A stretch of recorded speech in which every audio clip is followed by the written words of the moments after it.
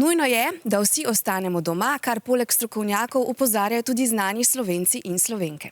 Doma bo ostala tudi naša evrovizijska predstavnica Ana Soklič, saj je 65. tekmovanje za pesem Evrovizije odpovedano. Nujno je tudi, kar smo že velikokrat poudarili, temeljito umivanje rok, saj le tako virusov ne prenašamo oziroma jih z dotikanjem obraza ne vnašamo v telo.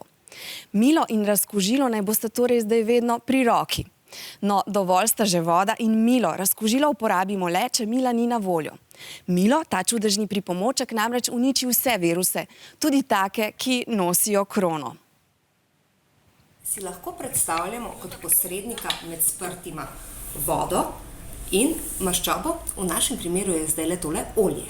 Drug drugemu se izogibata, zato ker je maščoba z grško besedo lipos bolj nepolarna, voda z grško besedo hidros pa polarna.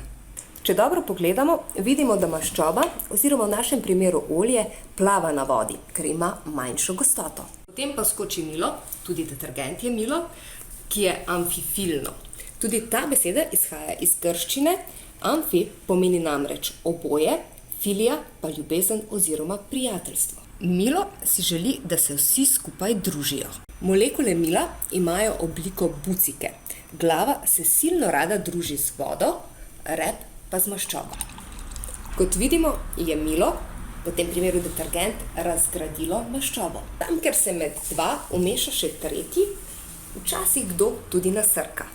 In že smo pri koronavirusu. Predstavljamo si ga kot kroglo z izrastki. Zunanji del krogle, ovojnica, je iz maščobe. Zadeva gre takole. Na ovojnico se presesa del mila, ki ljubi maščobo. Druga stran mila pa se druži z vodo. Vse to trenje raztrga krhko ovojnico virusa. Takrat voda vdre v notranjost virusa in virus je uničen.